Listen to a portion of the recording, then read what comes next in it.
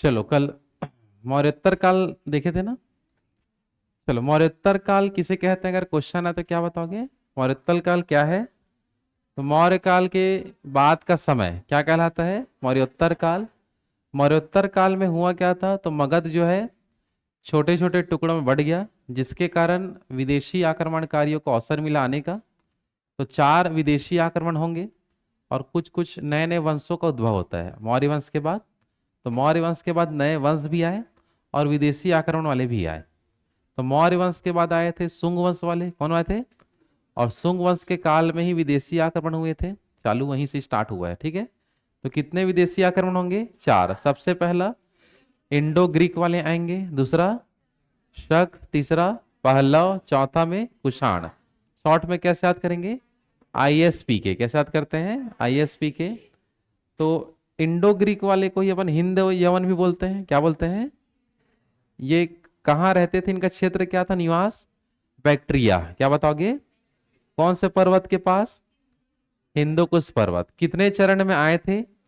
दो चरणों में। सबसे पहले चरण में आया डेमोट्रियस, और कौन सा वंश का स्थापना किया? डेमोट्रियस वंश। कौन कौन से क्षेत्र को जीता था? पंजाब और सिंध। क्या बताओगे? पंजाब और सिंध को इसने जीता था और अपनी राजधानी बनाया था शाकल को। किसको बनाया था? जो सिंध प्रांत का एक क्षेत्र था आपका। और इसने डेमोट्रियस वंश लाया। डेमोट्रियस ने पुष्यमित्र पर आक्रमण किया, पुष्यमित्र पर, लेकिन जीता कि हारा? हार गया। समझ आ रहा है? और डेमोट्रियस के बाद कौन आया? मीनांडर। मीनांडर भी किस पे आक्रमण किया था? पुष्यमित्र पर, लेकिन ये भी क्या हो गया? हार गया। दोनों को जीता कौन? पुष्यमित्र। भेजा किसको था? अग्निमित्र को। समझ आ रहा है? मीनांडर ने कौन सा धर्म का दीक्षा लिया? किससे लिया था? बौद्ध धर्म की दीक्षा नागसेन से। नागसेन ने इसे एक दीक्षा दिलवाया। और नागसेन और मीनांडर की बातों को कौन सी पुस्तक में लिखी गई है? मिलिंद पन्हो के लेखक नागसेन। और मीनांडर ने ही सबसे पहले भारत में लाया था सोने का सिक्का। क्या लाया था? और सर्वाधिक सोने का सिक्का गुजरात के भड़ौत क्षेत्र से मिला है, जो एक बंदरगाह वगैरह क्षेत्र था। किस नदी का मुहाना है? नर्मदा नदी का मुहाना वाला क्षेत्र है। द्वितीय चरण में डेमोट्रियस वंश का अंत हो गया। उसके बाद आया यूक्रेटाइटिस। कौन आया? यूक्रेटाइटिस आया यहाँ और यूक्रेटाइटिस वंश की स्थापना किया। और इसने अपनी राजधानी किसको बनाया? तक्षशिला को। किसको बनाया? और तक्षशिला में हम बात करें, इसी वंश का एक शासक था जिसका नाम था आंतियाल। क्या नाम था? आंतियाल। कौन सा वंश वाला? यूक्रेटाइडिस वंश। कौन सा वंश था? यूक्रेटाइडिस। आंतियाल का राजदूत कौन था? हेलियोडोटस। ये लड़ाई करना चाहा क्या? नहीं, ये अपना राजदूत को भेजा था दरबार में। समझ आ रहा है? हेलियोडोटस को किसके दरबार में भेजा था? भागभद्र के दरबार में भेजा, जिसका मुख्य उद्देश्य था भाईचारा बनाना, युद्ध ना करना। हेलियोडोटस जब गया तो उसने कौन सा धर्म ग्रहण कर लिया? भागवत धर्म। कौन सा धर्म? भागवत धर्म को क्या किया था? ग्रहण। ठीक है ना?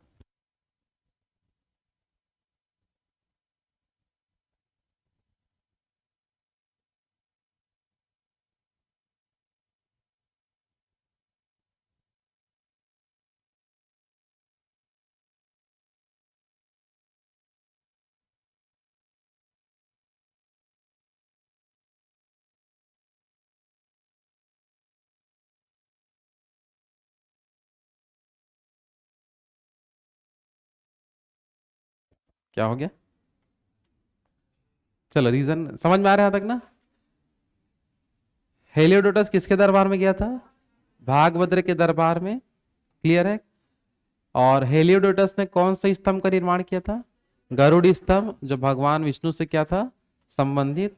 और अन्य पूरी जानकारी हम देखे थे। तो ये वाला वंश खत्म हो गया था ना हमारा। शक वंश पढ़े थे क्या? चालू कर लिए थे। शक वंश जब आए थे मध्य एशिया से, कौन भगाए थे उन लोगों को?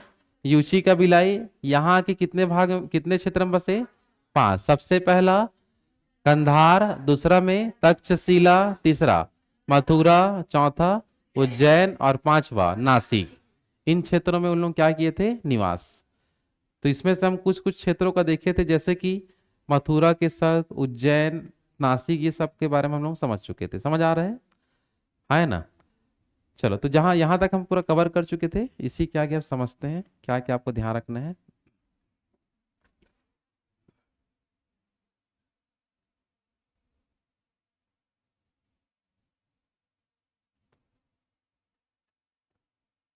चलो, यहां तक नोट पॉइंट तक हम लोग कल के क्लास में देख चुके थे ना, कि शकों का विनाश आगे चल के कौन करेगा? चंद चंद्रगुप्त द्वितीय किसका विनाश करेगा बता दो? शकों का क्या करता है? विनाश। यहां तक हो गया था। 78 ईसा पूर्व में कौन आता है? कनिष्क। कौन सा कैलेंडर इसने लाया था? शक संवत। लेकिन शक संवत और ये कनिष्क का जो शासन था, कुषाण वंश वाला था ये, तो लगभग पैरेलल चल रहा था। तो यूज ज्यादा कौन करता था? शक वाले। चालू कौन किया था? कनिष्क। कनिष्क चालू कर लिए थे, लेकिन लोग समझ नहीं पाते थे कैलेंडर को अच्छे से यूज उन लोग कर पा रहे थे। समझ आ पा रहे हैं?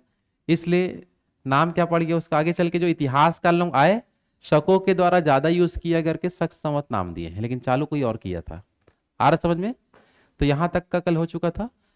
कुछ कुछ कैलेंडरों के नाम हम लोग पढ़ेंगे, क्योंकि कैलेंडर वगैरह जो चीज है वो इसी समय में हमको देखने मिला था कैलेंडर संबंधी। जैसे कि सबसे पहले हम देखते हैं कौन सा कैलेंडर यहाँ पास हमको दिख रहा है, कौन सा है? ग्रेगोरियन कैलेंडर या गिगेरियन कैलेंडर इसको बोलते हैं। समझ आ पा रहे हैं? तो ग्रेगोरियन जो कैलेंडर है यह आधारित होता है सूर्य पर। किस पर आधारित? सूर्य पृथ्वी के एक चक्कर जितने समय में लगाता है उसके हिसाब से इसमें डेट व तिथि डिसाइड होता है। समझ आ पा रहा है? और बाकी जो शक संवत है, विक्रम संवत है, वो चंद्रमा पर आधारित है। किस पर आधारित?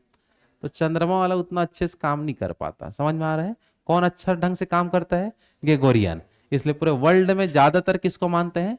ग्रेगोरियन कैलेंडर के हिसाब से ही पूरा चलता है। समझ आ पा रहा है? तो ग्रेगोरियन कैलेंडर किस पे आधारित है? सूर्य पर आधारित। और ये जो चालू किए थे ईसा मसीह के जन्म से स्टार्ट है। कब से स्टार्ट है? ईसा मसीह का जब जन्म हुआ था उसी समय से इस कैलेंडर को चालू किया गया है। समझ आ रहा है? और चंद्रमा और सूर्य दो प्रकार से रहता है कैलेंडर। तो ग्रेगोरियन किस पे आधारित है? सूर्य पर। समझ आ पा रहा है? और ये जो है मुख्य रूप से ईसा मसीह के जन्म से ये चल रहा था। और पूरे वर्ल्ड में सबसे ज्यादा यूज कौन सा कैलेंडर होता है? ग्रेगोरियन कैलेंडर को अपन क्या करते हैं? स्टार्ट, मतलब उसी को अपन ज्यादा यूज करते हैं, है ना? और अगर जैसे इसमें अगर अपन आज का डेट डाल देते हैं कि ये जो ग्रेगोरियन कैलेंडर है इसके हिसाब से हम जो आज कितना तारीख है? 8। चलो, 8 नवंबर, ठीक है ना? 8 नवंबर 2023 ये जो हम लिखे हैं ये कौन से कैलेंडर का तिथि है? तो ग्रेगोरियन कैलेंडर का तिथि है। यह हम अगर सन का बात करें तो सन बस लिख सकते हैं कि अभी हमारा सन कितना चल रहा है? 2023। तो 2023 जो है वो कौन से कैलेंडर के हिसाब से हम बताते हैं? ग्रेगोरियन। तो जो भी हम ज्यादा बोलचाल में यूज करते हैं वो ग्रेगोरियन कैलेंडर है। कौन सा कैलेंडर है? Gregorian calendar. मुख्य रूप से इतना खास बात याद रखना। क्लियर है सबका? सूर्य पर आधारित है, ईसा मसीह के जन्म से ये प्रारंभ होता है। सबसे ज्यादा उपयोग वर्ल्ड में किसका करते हैं? ग्रेगोरियन। और हम जो तिथि का उपयोग करते हैं आज वो इसी कैलेंडर का होता है। समझ आ पा रहा है? हाँ कि नहीं? चलो, ये हो गया पहला कैलेंडर के बारे में। दूसरा देखते हैं विक्रम संवत। क्या देखते हैं बता दो? विक्रम संवत के बारे में देखें तो क्या क्या आपको यहां से ध्यान रखना है, देखो। तो विक्रम संवत का बात करें तो इसको चालू किया गया था कब? 57 ईसा पूर्व में। मतलब जैसे कि ईसा मसीह वाले को हम बोलेंगे 0 ईस्वी, क्या बोलेंगे? तो इसके कितने साल पहले से चालू है? 57 साल पहले से इसको स्टार्ट स्टार्ट हो चुका था। कौन सा संवत? विक्रम संवत। और विक्रम संवत को चालू करने वाला व्यक्ति कौन था? विक्रमादित्य 4 बोलते हैं, मतलब विक्रमादित्य को उपाधि लिए थे। तो वो मालवा का शासक था। कहाँ का शासक था? जो कहाँ के शक वालों को हराया था?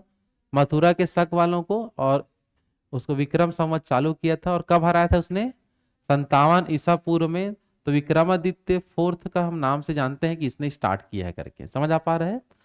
अगर मान लो कि हमको किसी डेट को या किसी भी सन को हमें यदि बताना है मुख्य रूप से किसमें? विक्रम संवत के हिसाब से। किसके हिसाब से? तो विक्रम संवत के हिसाब से हम सनों को आसानी से निकाल सकते हैं। लेकिन उसमें देखो ये कितना साल पुराना है? 57 साल पुराना है ना? तो 57 प्लस करके हम उसका सन निकाल सकते हैं। समझ आ रहा है? जैसे कि मान लो अभी चल रहा है 2023, क्या चल रहा है बता दो, और इसी को बोलेगा कि भाई विक्रम संवत में इसका सन बताओ कितना हो रहा होगा करके, कि 2023 को मैं अगर विक्रम संवत में निकालूं तो क्या निकाल सकता हूं, तो इसमें प्लस करना पड़ेगा 57, क्योंकि ये 57 साल पुराना है, तो 57 साल बड़ा है बोल रहे हैं। तो 57 जैसे बोलेंगे कि एक जन 5 साल का, एक जन 10 साल का है, तो 10 साल, समझ रहा है ना, मतलब मतलब कम वाले को ज्यादा तरफ ले जा रहा हूं मैं, तो 5 बढ़ा के ले जाऊंगा, प्लस करना पड़ेगा। तो विक्रम संवत क्या है, बड़ा है किससे, ग्रेगोरियन से, तो प्लस करना पड़ेगा। समझ आ पा रहा है? कितना साल प्लस, 57 साल प्लस करेंगे अपन। समझ आ पा रहा है? तो ये कितना निकलेगा बता दो, 2080। तो 2080 इसको हम जो बोलेंगे, 2080 जो है इसके बगल में लिखना पड़ेगा विक्रमी ऐसे करके, तब हमको पहचान पाएंगे। समझ आ पा रहा है? तो अभी हमारा 2023 जो है विक्रम संवत के हिसाब से क्या है, 2080 विक्रमी, क्या बोलेंगे, 2080 विक्रमी के नाम से जानेंगे। आ रहा है कि नहीं समझ में? हाँ है ना? चलो तो फिर से एक बार देख लो ध्यान से। जैसे कि संविधान जब पारित हुआ था, संविधान जब क्या हुआ था, पारित, तो पारित हुआ था 1949 में। लेकिन जब संविधान का प्रस्तावना देखते हैं तो उसमें लिखे रहता है 2006 विक्रमी। क्या लिखे रहता है, 2006 विक्रमी लिखे रहता है। तो ये क्या चीज है, तो इस विक्रम संवत निकालने के लिए सदैव कितना प्लस करते हैं, 57। कितना प्लस करेंगे, 57। तो 49 में 57 प्लस करेंगे तो क्या आएगा, 2006 विक्रमी लिखे रहता है, कि आज दिनांक कितना तारीख 2006 विक्रमी को पारित करते हैं ऐसा करके। तो उसमें विक्रम संवत का भी आपको इस प्रकार से मिलेगा। देखो यहाँ पास लिखा है, ये पूरा प्रस्तावना है हमारा संविधान का, कि हम भारत के लोग भारत को एक संपूर्ण प्रभुत्व संपन्न समाजवादी ऐसा करके पूरा प्रस्तावना लिखा है। और लास्ट में लिखा है कि आज तारीख, मतलब आज तारीख 26 नवंबर 1949, मिति मार्ग शुक्ल सप्तमी संवत 2006 विक्रमी। समझ आ रही है कि 2006 विक्रमी आया कैसे? समझ पा रहे हो? कितना साल जोड़े हैं, 57, क्योंकि 57 साल पहले वो चालू हुआ था। तो इसको क्या बोलेंगे, 2006 विक्रमी को हम संविधान को अंगीकृत, अधिनियमित और आत्मार्पित करते हैं। समझ आ पा रहा है कि नहीं, जल्दी बताइए। है ना? तो आपको जब भी वर्तमान के सन को विक्रम संवत का सन निकालना है तो कितना प्लस करोगे, कितना प्लस, 57 प्लस किया जाएगा। आया कि नहीं समझ में, जल्दी बताओ। चलो एक तो दे रहा हूं, उसको निकाल के दिखाओ। 1997 को विक्रम संवत में निकालो।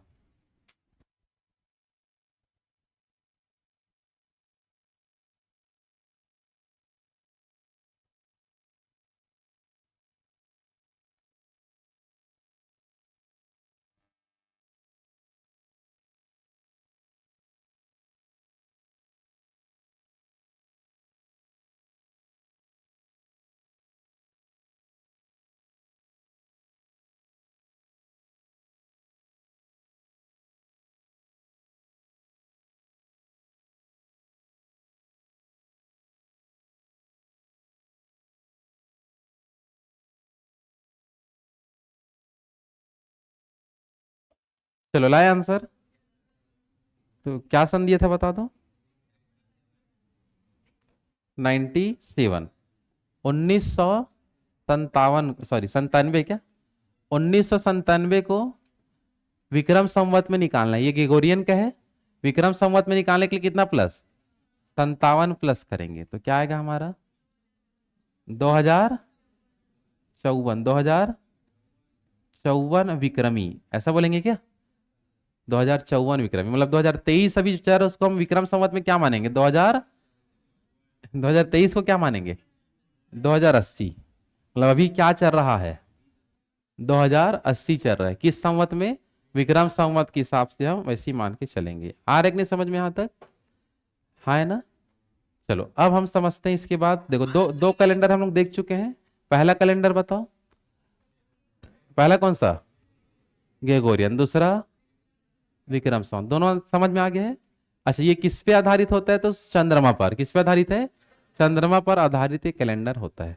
और ये आज भी चलता है नेपाल में। कहाँ चलता है, मतलब नेपाल में भी क्या है, 2080 नेपाल में क्या है, और भारत में 2023। भारत में भी होगा लेकिन उसको ऑफिशियल नहीं लिए है ना, समझ आ पा रहा है? लेकिन नेपाल का ये क्या है, ऑफिशियल कैलेंडर आपका होता है। समझ आ रहा है यहां तक? आगे बढ़े। चलो एक कैलेंडर और समझते हैं जिसका नाम क्या है, शक संवत। क्या नाम है? चलो शक संवत के बारे में देखो क्या क्या याद रखना है। इसका प्रारंभ कब हुआ था? 78 ईस्वी में। मतलब ये लेट से हुआ है ग्रेगोरियन के हिसाब से। ग्रेगोरियन हुआ था जीरो में, ये कब हुआ था? 78 ईस्वी में। मतलब ये 78 साल, कितना साल छोटा है? 78 साल क्या है बता दो, छोटा है। आया बात समझ में? हाँ ना, जल्दी बताओ कितना वर्ष छोटा है, बता दो। 78 वर्ष छोटा है। और इसका राज्यभिषेक, अच्छा, जब कनिष्क का क्या हुआ था, राज्यभिषेक, तब इसने स्टार्ट किया था कौन सा संवत, शक संवत। लेकिन ये शक संवत नामकरण इतिहासकार लोग किए हैं, क्योंकि इसका यूज ज्यादातर जो शक वंश वालों का जो भी चीज प्रमाण मिला उसमें डेट बहुत ज्यादा लिखा गया। और वो डेट था आपका जो चालू किया था कनिष्क। तो कनिष्क जो चालू किया था वो वाला डेट ज्यादा किसके अभिलेखों में मिला, तो क्या बताओगे, शक वालों के। तो इतिहासकार ने उसका नाम क्या दे दिया, शक संवत। भले ही चालू कोई किए है कनिष्क। कनिष्क वाले लोग, कनिष्क के जो शासक होते थे, कनिष्क के आगे जो आए, उन लोगों को ज्यादा समझ में नहीं आते थे कैलेंडर, तो उसको यूज ज्यादा नहीं किए। भले चालू करके छोड़ दिए, यूज कोई और कर रहा था।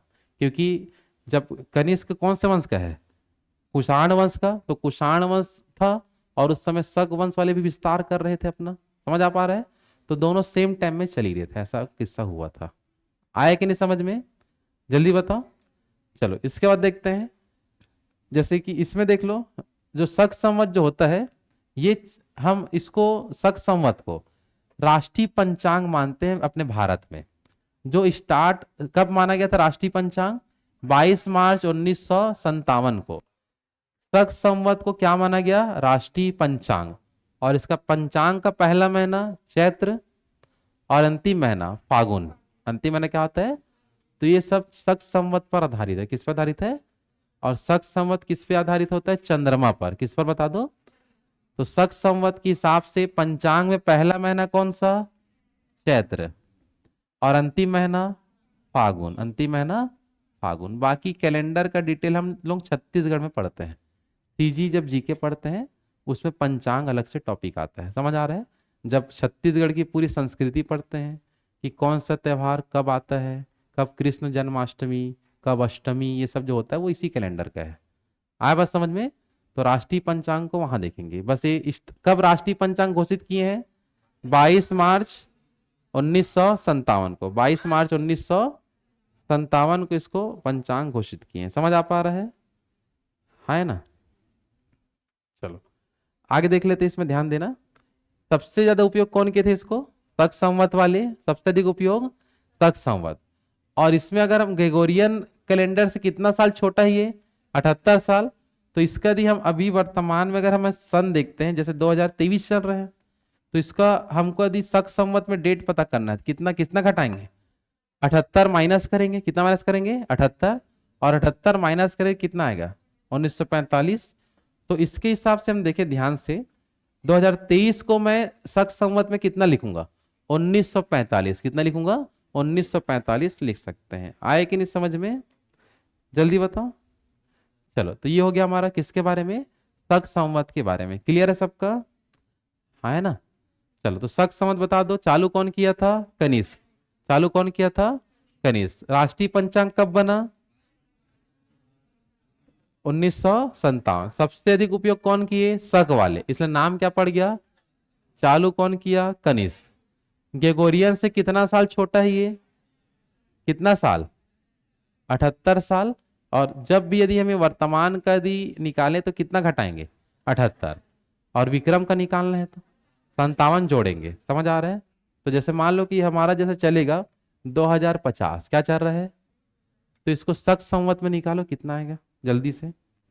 शक संवत में निकाल के दिखाओ, शक संवत में निकाल के दिखाओ कितना आता है ये।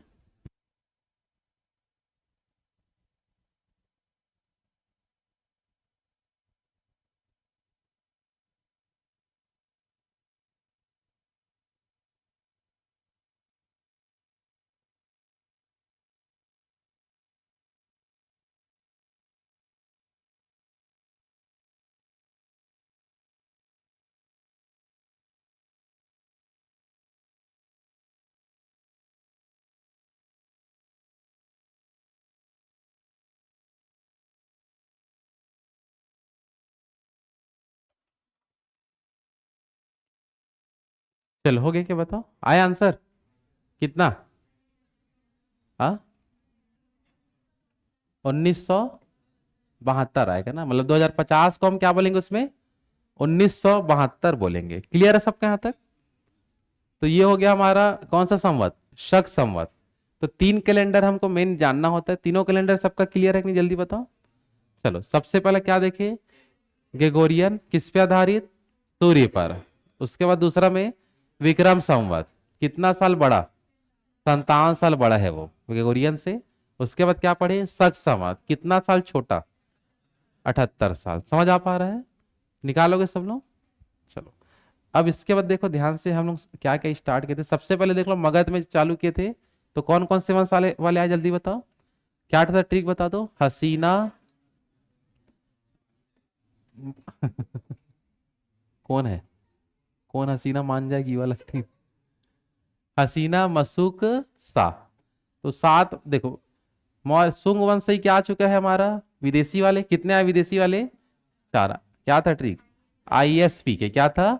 आईएसपी के। तो इंडो ग्रीक हो गया है, तक हो चुका है। और सकी के समय में कैलेंडर वैलेंडर भी चालू हो गया है। लेकिन आगे कैलेंडर कुषाण वाले टाइम में होता है, लेकिन हम एक ही साथ समझ लिए तीनों को। समझ में आ रहा है? अब क्या पढ़ेंगे बता दो।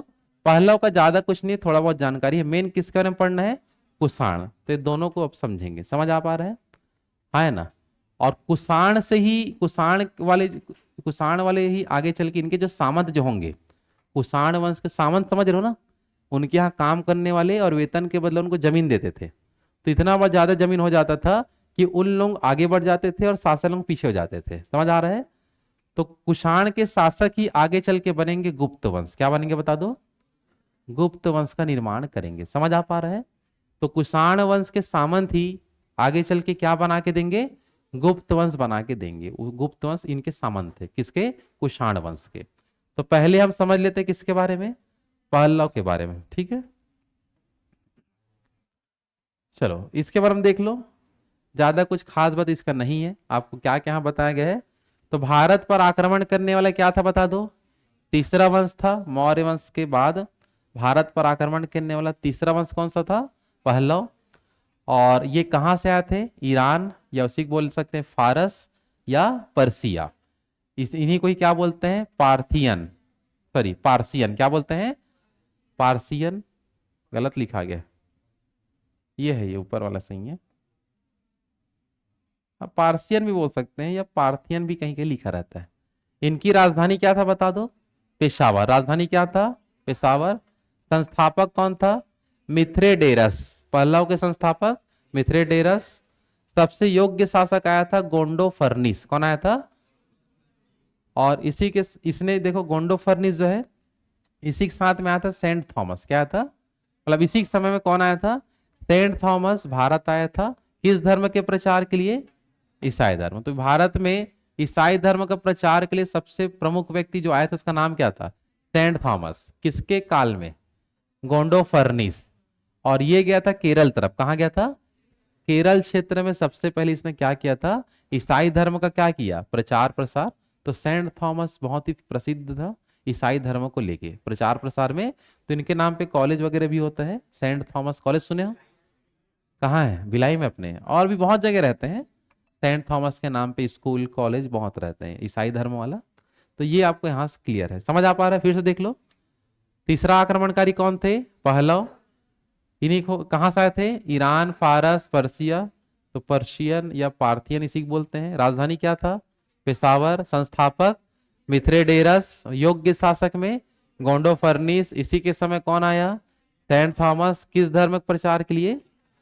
ईसाई धर्म के प्रचार के लिए। बस इतना ही खास बात है किसका? पल्लव का। और कुछ नहीं पढ़ना है, इतना बस पढ़ा जाता है। क्लियर है सबका? चलो इसके बाद जो वंश हमको देखने मिलेगा चौथा नंबर। चौथा नंबर में कौन आएगा बता दो? कुषाण। कौन आते हैं? चलो कुषाण वाले में देख लेते हैं क्या क्या आपको यहां से याद रखना है। समझ आ पा रहा है? हाँ है ना? चलो तो कुषाण वंश का जो शासक था, कुषाण वंश वाले जो थे, ये मौर्योत्तर काल में आक्रमण करने आएंगे। और भारत पर आक्रमण करने वाला क्या था बता दो? अंतिम वंश। मतलब 4 लोग आए थे। सबसे पहले कौन आया था? Indo Greek. इंडो ग्रीक, उसके बाद तक, उसके बाद पहलव और लास्ट में कुषाण। तो सबसे अंतिम बताएंगे तो कुषाण, सबसे अंतिम कुषाण। कौन है इंसान, बोल कहाँ के इंसान। चलो आगे देख लो ध्यान से, इन लोग देख लो कहां से आए थे, मध्य एशिया। और शक वाले भी नहीं, इंडो ग्रीक वाले भी नहीं, सॉरी शक वाले भी कहां से आए थे, मध्य एशिया से आए थे। कौन भगाए थे उनको, यूची कबीलाए। तो मध्य एशिया में ज्यादातर कौन रहते थे, यूची कबीलाई वाले। और यूची कबीलाई वालों में भी आपस में क्या हो गया, मतभेद हो गया था। यूची कबीलाई वाले जो थे, इन लोग भी आपस में क्या हो गए थे, इन पे मतभेद हो गया। और मतभेद होने के बाद यूची कबीलाई वाले लोग 5 भागों में बढ़ गए। इन लोग कितने भागों में बढ़ गए, 5, 5 भागों में बढ़ गए। उसी में से एक भाग है कुषाण, एक भाग क्या है, कुषाण। मतलब कुषाण एकदम खतरनाक वाले लोग रहेंगे, समझ आ रहे हैं। क्योंकि यूची कबीला एक बहुत बड़ा संघ था, और उन्होंने उनमें भी आपस में क्या हो गया, मतभेद। तो मतभेद होने के बाद ये भी कितना ग्रुप में बढ़ गए, 5। और ग्रुप एक भाग जो है वो भारत की ओर आने लगा, क्योंकि इससे पहले शक वाले लोग वहीं से निकले थे। तो उनको पता ये था कि शक वाले लोग कुछ ऐसे क्षेत्र में जाग बस गए हैं जो एकदम सक्सेस हो चुके हैं और वहां शासन करना भी चालू कर चुके हैं। तो उस चीजों का किनको पता था, यूची कबीलाइयों को। उसी में से जो एक आगे आए यूची वाले लोग ही, वो अब उन लोगों को पता था कि इस रास्ते से उन लोग गए हैं इस ओर। तो उन लोगों को पता नहीं था कि ये क्षेत्र ऐसा है। तो धीरे धीरे करके लोग आगे बढ़ते गए और उसी रास्ते में गए जिस रास्ते से शक वाले लोग आए थे। अफगानिस्तान के जो हिंदू कुश पर्वत को पार करते हुए इन लोग भी एंट्री करेंगे भारत के पंजाब में, सिंध में। तो बाद में आने के बाद इनको देखने ये मिला, कुषाण वाले, मतलब बहुत ही अच्छा क्षेत्र है उधर का। जैसे नदियाँ बहुत अच्छी है, हवा, जलवायु, समझ आ रहा है ना तो ज्यादा गर्मी है, समझ आ रहा है, मतलब एकदम अच्छा जगह था आपका सिंध प्रांत, पंजाब, समझ आ रहा है। तक्षशिला वाला जो इलाका है बहुत ही अच्छा एरिया था। तो वो एरिया पसंद किसको आ जाता है, यूची कबीला का जो संघ है उनको, जिसको हम आगे चल के भविष्य में क्या बोले, कुषाण वंश, क्या बोलते हैं। तो कुषाण वंश वाले कोई नहीं, यूची कबीला के ही 5 शाखा में से एक है। आया बात समझ में, है ना। इसी में से एक खतरनाक शाखा और निकला था जिसको बोलते हैं हुंड, क्या बोलते हैं, हुंड के नाम से जानते हैं। बहुत ही खतरनाक होते थे ये यूची कबीला, जो 5 भाग में बटे थे उसमें से एक क्या होता है, हुंड। ये भारत तरफ तो नहीं आएगा, लेकिन जिधर गया उधर वाले के लिए काल बन गया था, समझ आ रहा है ना। कौन वाले, हुंड वाले। ये तो आए यहाँ चुपचाप, आने के बाद क्या हुआ कि इन लोग जिधर आए थे कुषाण वंश वाले लोग, सिंध प्रांत या तो मध्य एशिया का जो एरिया को छोड़ के इन लोग आए थे पूरे। और पूरा आके कहाँ बस गए थे, पूरे सिंध में, पंजाब क्षेत्र में आए। तो जगह एकदम पसंद आ गया। तो अतिथि देवो भव तब से एकदम खुश हो गए, मतलब समझ नहीं कि ऐसे अतिथि बन गए जिनका जाने कोई तिथि नहीं बन पाया, ठीक नहीं। मतलब केवल क्या बन गए, अतिथि थे, लेकिन जाने कोई तिथि था क्या, बोले यहीं बसेंगे वैसा करके, ठीक है। लेकिन जैसे यहाँ एंट्री किए तो इन लोग जिधर गए थे उधर बौद्ध धर्म वगैरह चलता था। अब बौद्ध धर्म चल रहा तो जगह जगह जाके जो प्रचारक होते थे वो बौद्ध धर्म की शिक्षा देते थे। और इन लोग थे यूची वाले, मतलब लड़ाई झगड़ा वाले पूरे, जहां देखो उसको लूट लो, मार दो, यही सब चलता था उनमें। तो बौद्ध धर्म ग्रहण कर लिए लोग, कुषाण वाले। और कुषाण ने बौद्ध धर्म जब ग्रहण किए तो जितना युद्ध का मार्ग था उसको कुछ समय के लिए छोड़ देते हैं। समझ आ पा रहा है, यहां तक क्लियर सबका। तो कुषाण वाले कहां से आए थे बता दो, मध्य एशिया। कौन थे ये, यूची कबीलाई वाले ही में से एक भाग यहाँ आए थे। और इसका संस्थापक कौन था, कुजल या कुजुल कट फिशेस लिखा रहता है हर बुक में, कुछ कुछ इसमें अधूरा रहता है ज वाले में। तो कहीं कुजल कट फिशेस, कहीं कुडल खस फिशेस, ऐसे भी लिखे रहता है। तो एक से एक नाम रहता है, मेन अपन ये लिख लेते हैं। क्या नाम है बताओ, कुजुल कट फिशेस। क्या नाम है, कुजुल कट फिशेस के नाम से अपन जानते हैं। आया बात समझ में, आए ना। चलो संस्थापक कौन है बता दो, कुजुल कट फिशेस। इसके बारे में देखते हैं, इसके बारे में क्या क्या आपको ध्यान रखना है। चलो कुजुल कट फिशेस के बारे में ध्यान रखना कि ये तो कुषाण वंश का क्या था बता दो, संस्थापक। इसने अपने समय में कौन सा सिक्का, तांबे का सिक्का क्या किया, धारण किया। स्टार्टिंग में इसने बताया था कि इसने एक सिक्का जारी किया। पहले तो बौद्ध धर्म वाले के बात सुन के लोग युद्ध वगैरह छोड़ चुके थे। लेकिन आगे जब बढ़ते गए आपका नीचे पंजाब पहाड़ी वाले इलाके में, तो उधर शंकर भगवान के भक्त लोग ज्यादा रहते थे। तो शैव धर्म को भी लोग ज्यादा प्राथमिकता दे दिए, समझ आ रहा है। तो शैव धर्म का प्रमाण देखने मिलता है कि कुजुल कट फिशेस का जो सिक्का है उसके हिसाब से बोलते हैं कि लोग शैव धर्म वाले को भी प्राथमिकता दिए थे, क्योंकि इनके सिक्के में मुख्य रूप से कुजल कटफिसेस का नाम मिला है सिक्के में, और दूसरी तरफ नंदी बैल का चित्र मिला है। किसका मिला है? नंदी बैल का चित्र। तो इससे पता चलता है कि शैव धर्म को भी अच्छा मानते थे, लेकिन जो सुधार आया था इनमें वो बौद्ध धर्म के कारण आया था। किसमें आया था? बौद्ध धर्म के कारण मेन सुधार आया। लेकिन धीरे धीरे जब आगे बढ़ते गए तो शैव धर्म को भी इन लोग प्राथमिकता दिए थे। समझ आ पा रहा है? हाँ है ना? तो कुजल कटफिसेस के सिक्कों में किसका चित्र मिला बता दो? नंदी बैल का मिला, और एक तरफ उसका खुद का क्या लिखा था? नाम। आया समझ में? आगे बढ़े। चलो, कुजल कटफिसेस के बाद देखते हैं नेक्स्ट हमारा आएगा वीम कटफिसेस। क्या नाम है?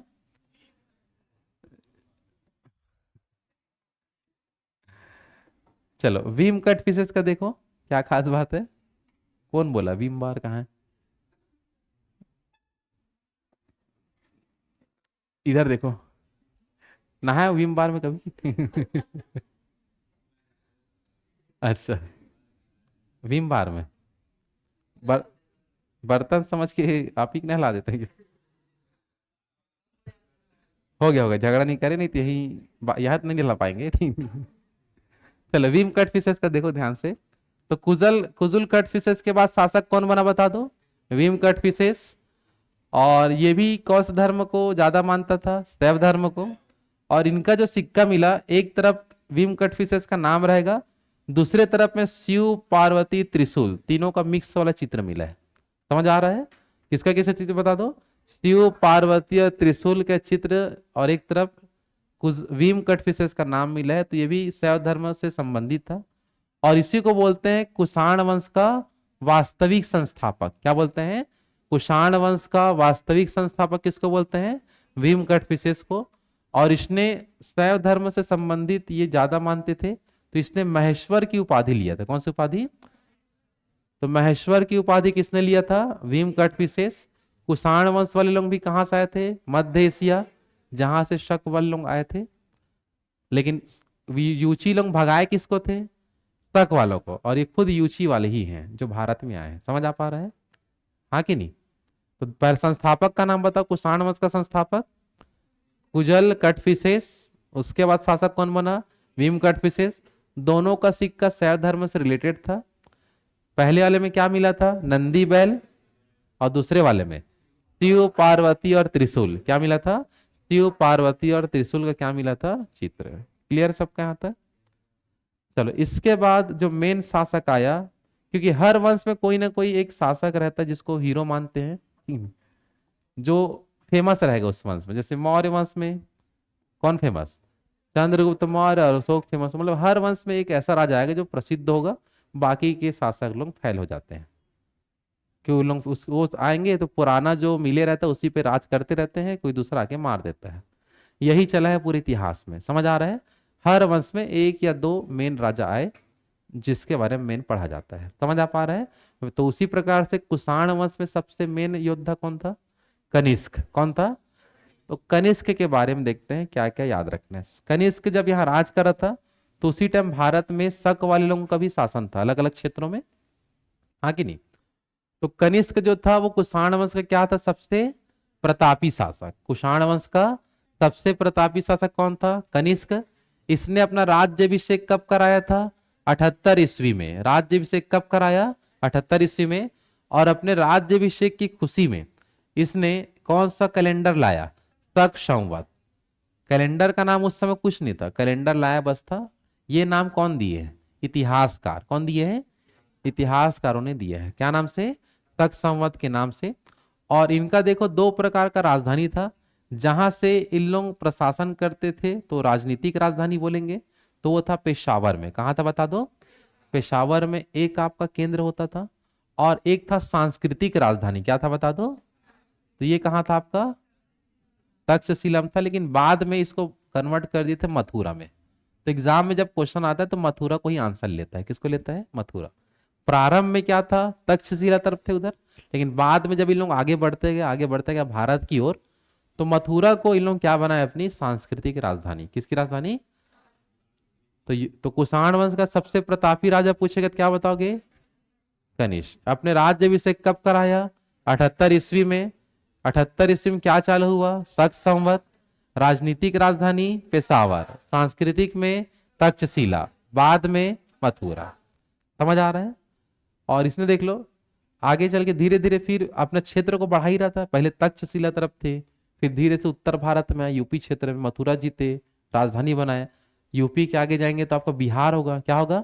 बिहार में अपन जाते हैं तो बिहार की राजधानी अभी, बिहार की राजधानी पटना है। प्राचीन नाम क्या है उसका? पाटलिपुत्र।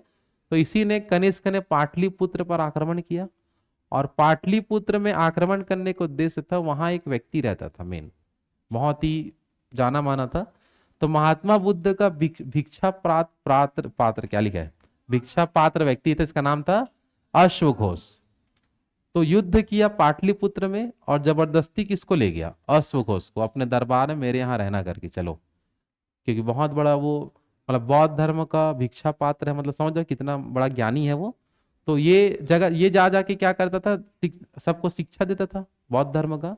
तो बोला कि आप शिक्षा नहीं दोगे, मेरे यहाँ रहोगे, क्योंकि वो बहुत फेमस था उस समय में। तो अश्वघोष को अपने दरबार में कौन ले गया? कनिष्क। कौन ले गया? कनिष्क। तो ये क्वेश्चन एग्जाम में बहुत आता है कि कनिष्क के दरबार में, अश्वघोष किसके दरबार में रहता था? कनिष्क। और अपने दरबार में लेके इसको दर्जा दिया राज कवि का। किसका दर्जा? तो कनिष्क का राज कवि कौन था? अश्वघोष। कहां से खींच के लाया था इसको? मतलब कहां से पकड़ के लाया था? पाटलिपुत्र से, कि वहीं वो पूजा पाठ करवाता था। समझ आ रहा है? और वहीं से इसको लाया था मुख्य रूप से। और जितने भी आसपास जितने भी प्रसिद्ध व्यक्ति होते थे, सबको कनिष्क अपने यहाँ बुला लेता था अपने दरबार में, और अपने दरबार में कुछ ना कुछ दर्जा देके अपने यहाँ काम करवाता था, और कुछ चीज उनसे सीखता था। समझ आ पा रहा है? हाँ कि नहीं? तो अश्वघोष को कहाँ से लाया? पाटलिपुत्र से। इसके अलावा इसके दरबार में और भी बहुत सारे लोगों को वो कहीं ना कहीं से लाया था या बुलवाया था। तो उसी के दरबार में और कौन कौन आए थे? तो एक था, क्या नाम था आपका? पार्श्व नामक फेमस व्यक्ति रहता था। क्या लिखा है? पार्श्व। इस र पढ़ेंगे ना, पार्श्व। क्या पढ़ेंगे? पार्श्व। वस पहले र पढ़ना पड़ेगा, पार्श्व। इसी के दरबार में कौन रहता था? वसुमित्र नामक प्रसिद्ध व्यक्ति। इसके अलावा अश्वघोष को कहां से लाया? इसके अलावा गणित का एकदम फेमस आदमी नागार्जुन। इसी को क्या बोलते हैं? भारत का आइंस्टीन, जो सापेक्षता के बारे में सिद्धांत दिया था। तो भारत का आइंस्टीन किसको बोलते हैं? नागार्जुन। जो किसके दरबार में रहता था? कनिष्क के दरबार में था उसके समय में। समझ आ रहा है? और इसी समय में रहता था चरक, जिसने चरक संहिता पुस्तक लिखा, बहुत ही प्रसिद्ध पुस्तक है। तो ये 5 लोग बहुत ही प्रसिद्ध थे किसके समय? कनिष्क। और सबको अपने दरबार में बुलाया था। लेकिन जानकारी बस पाटलिपुत्र वाले का है, उसको यहां से लाया है करके। बाकी को भी कहीं ना कहीं से उनको बुलाया था, याद रखना। समझ आ पा रहा है? हाँ है ना? तो कनिष्क के दरबार में रहने वाले प्रसिद्ध व्यक्तियों के नाम बताइए। तो क्या बताओगे? पहला पार्श्व, दूसरा वसुमित्र, तीसरा अश्वघोष, चौथा नागार्जुन, और पांचवा चरक। क्लियर है सबका? कनिष्क के समय ही हुआ था कौन सी बौद्ध संगति? चतुर्थ। कब हुआ था ये? प्रथम शताब्दी में। कब हुआ था? प्रथम शताब्दी में। तो वही है, चतुर्थ बौद्ध संगति कब हुआ था? प्रथम शताब्दी। इसका डिटेल हम लोग पहले भी पढ़ चुके हैं बौद्ध धर्म में। कहाँ हुआ था ये? कुंडलवन। अध्यक्ष कौन था? वसुमित्र। अध्यक्ष कौन था? लेकिन पंडित स्वभाव का देख लो, वसुमित्र भी था, अश्वघोष भी था। लेकिन वसुमित्र जो है वो कुंडलवन क्षेत्र का ही था। तो सब आदमी लोग उसी को ही क्या बनाएंगे? बोले नहीं नहीं, सॉरी, हाँ नहीं नहीं, एक मिनट। जो कनिष्क जो था वो अश्वघोष को अध्यक्ष बनाना चाहता था। किसको बनाना चाहता था? अश्वघोष को अध्यक्ष बनाने का डिमांड किया था कि इसको अध्यक्ष बनाएंगे। लेकिन ये था बाहर का पंडित था, पाटलिपुत्र का था। समझ में आ रहा है? और कुंडलवन जो क्षेत्र जो है, वहां का पंडित कौन था? वसुमित्र, जो पूजा पाठ कर सकता था। तो सब लोग बोले कि भाई यहाँ बाहर का पंडित बुला रहे हो, यहाँ जब इतना बेहतरीन पंडित है, ऐसा करके, ठीक नहीं। तो कुल मिला के सब लोग सपोर्ट किसका किए? वसुमित्र का। लेकिन कनिष्क किसके साथ था? इतना दूर से लाया है बेचारे, तो कुछ ना कुछ देना रहना था। तो अध्यक्ष कौन बना बता दो? वसुमित्र। और उपाध्यक्ष कौन बने? अश्वघोष। याद रखना। तो लेकिन दर्जा दोनों को सेम दिया गया, दोनों सेम होंगे ऐसे करके। तो अगर क्वेश्चन है, अगर मान लो अगर वसुमित्र का नाम नहीं देता है ऑप्शन में, तो किसका नाम देगा? और अश्वघोष का नाम नहीं देगा तो वसुमित्र का। ऐसा चेंज होता है कभी कभी। तो कंफ्यूजन नहीं होना। समझ आ पा रहा है कि दोनों में वो चल रहा था टक्कर की किसको बनाएंगे करके, तो दोनों को ही पद दे दी। नहीं तो इससे पहले केवल अध्यक्ष बनाते थे, उपाध्यक्ष होता ही नहीं था। इसके समय दो लोग आ गए, तो एक जन को अध्यक्ष बना दिया, एक जन को उपाध्यक्ष बना दिया।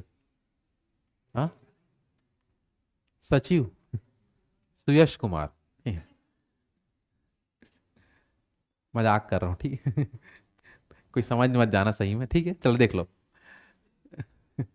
चलो अध्यक्ष कौन था बता दो, वसुमित्र। उपाध्यक्ष में इसी समय बौद्ध धर्म कितने भाग में बढ़ गया, दो भाग में। पहला क्या, दूसरा कनिष्क किसको माना, महायान को। कनिष्क किसको माना, महायान शाखा में चले गए। तो इसी समय से बौद्ध धर्म कितने भाग में टूट गया, दो भागों में टूट जाते हैं। आए समझ में। तो कनिष्क के बारे में जब क्वेश्चन है तो ये सब आपको बताना है। इनके दरबार में कौन कौन रहते थे उसका नाम बताना है।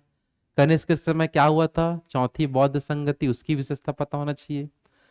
कनिष्क जो है इसके बारे में इसने कौन सा कैलेंडर लाया था, शक संवत, राजधानी पेशावर और तक्षशिला के बाद किसको, मथुरा, अलग अलग प्रकार का था। पाटलिपुत्र से किसको लाया था, और भी अन्य लोग में ये क्वेश्चन बहुत आता है। नागार्जुन किसके दरबार में थे, कनिष्क। चरक किसके दरबार में, कनिष्क। अश्वघोष कनिष्क। तो फेमस जितने भी थे सब कनिष्क के यहाँ। समझ आ पा रहे हैं, हाँ कि नहीं। चलो कनिष्क के बारे में और भी जानकारी है, देखेंगे उसको कल। समझ आ रहा है, आज यहां तक कर लो, यहां तक आज लिख लेना। समझ आ पा रहा है, हाँ कि नहीं।